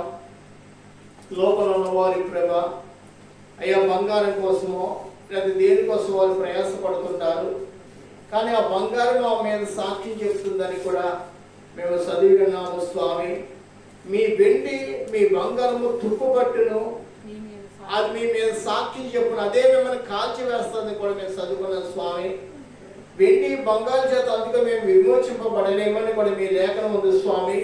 అమూల్యమైన రక్తముల చేత మీరు విమోచింపబడి ఉన్నారని కూడా పౌలు గారు మాకు సువార్త ఇచ్చాడు. మీకు స్తోత్రం. నిజమే, మేము విమోచింపబడి ఉన్నామంటే మీ అమూల్యమైన రక్తము, నిష్కలంకమైన రక్తము చేత మమ్మల్ని కడిగి మమ్మల్ని మీ రాజ్యానికి వాసనగా చేసుకున్నాం మా ప్రభువా. మీకు స్తోత్రము. ఈ రాత్రి కాల ప్రభావ మరి కొద్దిమంది రావడానికి కూడా ద్వారాలు తెరిచారు. మీకు స్తోత్రం. ఎవరైతే రాలేకపోయారో వేరు వేరు స్థలాలకు వారి కూడికలకు వారు వెళ్ళినారో విన్నా అందుకని మీకు స్తోత్రం ప్రభా. ఇదిగో నైనా మళ్ళా నైనా మరి వచ్చిన బిడ్డలందరూ జ్ఞాపకం చేసుకుని వారి అవసరం వారి కార్లు ఏమైనా వారి పట్ల మీకు కృప చూపండి ప్రభు. మీరు అక్కడ మళ్ళీ వచ్చే మంగళవారం కలవడానికి కృప దయచేయమని వచ్చిన బిడ్డలు పేరు పేరు చెప్పిన వారి యొక్క కుటుంబాలని వారి యొక్క సంతాన బిడ్డలు ఆస్వాదించండి. వారి పనులు వారి ప్రయాణాలు ఆస్వాదించండి ప్రభా. మరొకసారి కుటుంబాన్ని దీవించమని యేసుక్రీస్తు ఘనమైన నామములోనికి వేడుకొచ్చున్నాము తండ్రి. ఆమేన్. మన తండ్రి దేవుని యొక్క ప్రేమ, మన రక్షకుడు మన ప్రభు యేసుక్రీస్తు వారి కృప, పరిశుద్ధాత్మ దేవుని సహాయము తోడై నడిపించను గాక. ఆమేన్. నా ప్రాణమా యెహోవాను సన్నిధించుము, నా అంతరంగమున సమస్తమైన పరిశుద్ధ నామమును సన్నిధించుము. నా ప్రాణమా యెహోవాను సన్నిధించుము, ఆయన చేసిన కార్యాలు దేనిని మరువకుము. ఆమేన్. ఆమేన్. ఆమేన్. హల్లెలూయా. హల్లెలూయా. హల్లెలూయా. హల్లెలూయా. హల్లెలూయా. అందరికీ వందనాలు. దేవుని మనందరికీ దీవించును గాక. ఆమేన్.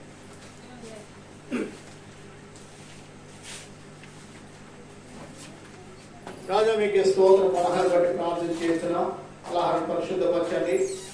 తినేవారికి రుచికరంగా, ఇచ్చిన వారికి దీవెనకరంగా 5 రొట్టెలను 2 చేపలను మీరు ఆస్వాదించి పంచిచ్చిన రీతిగా వీటిని తరువాత రీతిగా ఆస్వాదించమని యేసు నామమున అడిగి వేడుకుంటున్నాం తండ్రి. ఆమేన్. మీ చేతులు మీరు